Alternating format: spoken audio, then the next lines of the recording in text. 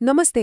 Share बजारमा लगानी गर्दा आफूसँग भएको पैसाले भन्दा धेरैको शेयर किन्न पाए कस्तो हुन्थ्यो होला?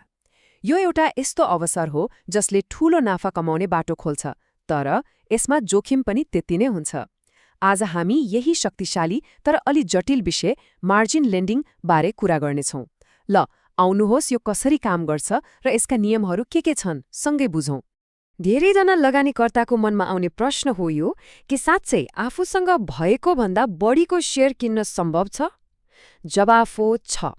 र हाम्रो नेपाली शेयर बजारमा यसको जुन आधिकारिक प्रक्रिया छ त्यसलाई मार्जिन कारोबार वा मार्जिन लेन्डिङ भनिन्छ।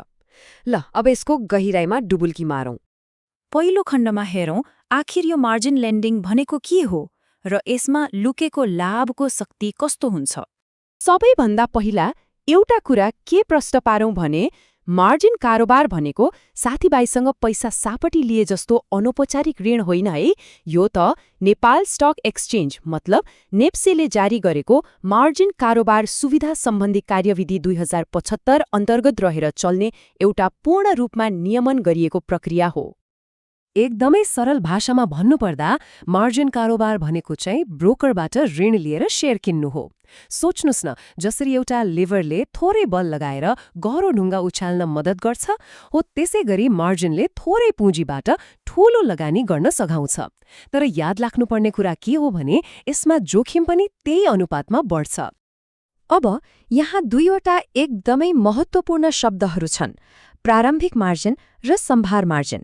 प्रारम्भिक मार्जिन भनेको चाहिँ कारोबार सुरु गर्दा लगानीकर्ताले आफ्नो गोजीबाट हाल्नुपर्ने पैसा हो।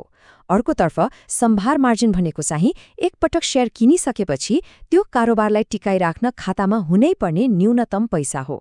भनौँ न, एउटा सुरु गर्नको लागि र अर्को खेलमा रहिरहनको लागि। ल, अब दोस्रो खण्डमा जाउँ, आधिकारिक नियम पुस्तिका। यसमा को सहभागी हुन सक्छन् त?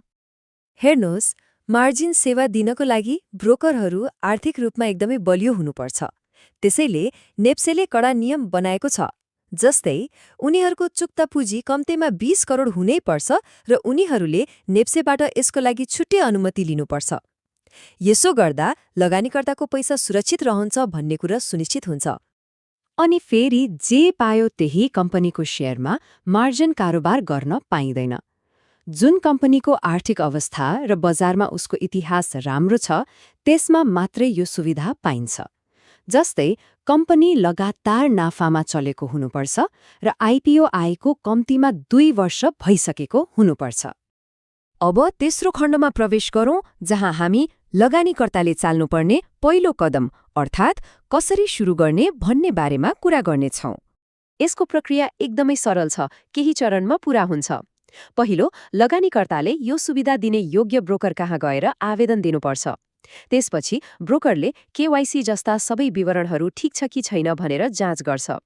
तेस्रो, दुवै पक्षबीच एउटा औपचारिक सम्झौतामा हस्ताक्षर हुन्छ र अन्त्यमा लगानीकर्ताको लागि एउटा छुट्टै मार्जिन कारोबार खाता खोलिन्छ। त्यो सम्झौता भनेको सामान्य कागज मात्रै होइन, यो त एउटा कानुनी रूपमा बाध्यकारी दस्तावेज हो। यसमा ब्याज दर कति लाग्छ, जोखिम के छन् र दुवै पक्षको अधिकार र जिम्मेवारी के हुन् भन्ने जस्ता सबै कुरा एकदमै स्पष्टसँग लेखिएको हुन्छ। हो, अनि यहाँबाटै सुरु हुन्छ मार्जिन कारोबारको वास्तविक रोमाञ्चक तर जोखिमले भरिएको यात्रा। जब खाता खोलेर शेयर किनिसकिन्छ, त्यसपछि सबै कुरा बजारको उतार चढाउमा निर्भर हुन थाल्छ। चौथो खण्ड, डोरीमाथिको हिँडाइ र सबैभन्दा महत्त्वपूर्ण कुरा, मार्जिन कल। अब लगानीको मूल्य त सधैँ एकेनास रहँदैन होइन र?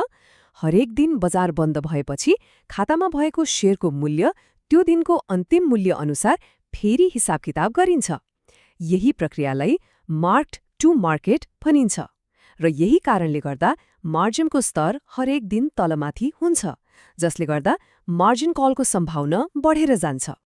अब मानिलिउँ शेयरको मूल्य घट्यो र खातामा रहेको लगानीकर्ताको आफ्नो पैसा अर्थात् इक्विटी त्यो अघि भनेको सम्भार मार्जिनको स्तरभन्दा तल आयो। हो, यस्तो अवस्थामा ब्रोकरले एउटा सूचना पठाउँछ, त्यसैलाई भनिन्छ मार्जिन कल। यो एउटा चेतावनी हो कि अब खातामा पैसा थप्ने कि शेयर बेच्ने, केही न केही गरिहाल्नुहोस् भनेर। मार्जिन कल आएपछि सामान्यतया 3 वटा विकल्प हुन्छन्। कि त खातामा थप पैसा जम्मा गर्ने, कि त मार्जिनको लागि योग्य अरू शेयरहरू धितो राख्ने वा केही शेयर बेचेर आफ्नो इक्विटीको स्तरलाई फेरि सम्भार मार्जिनभन्दा माथि पुर्याउने। यस्तो बेलामा तुरन्तै केही न केही कदम चाल्नै पर्छ। अब प्रश्न उठ्छ, यदि कसैले मार्जिन कललाई बेवास्ता गर्यो वा तोकिएको समयमा केही पनि गरेन भने के हुन्छ? त्यस्तो अवस्थामा ब्रोकरलाई लगानीकर्तालाई नसोधिकनै खातामा भएको शेयर बेचेर आफ्नो ऋण असुल गर्ने पूरा अधिकार हुन्छ। र यही नै मार्जिन कारोबारको सबैभन्दा ठूलो जोखिम हो। र अब हामी अन्तिम खण्डमा आइपुगेका छौं, अन्तिम निचोड। याद राखौं, यो एउटा उपकरण हो, खेलौना होइन। मार्जिन लेन्डिङले नाफालाई जति गुणाले बढाउने क्षमता राख्छ, घाटालाई पनि ठ्याक्कै त्यही अनुपातमा बढाउँछ।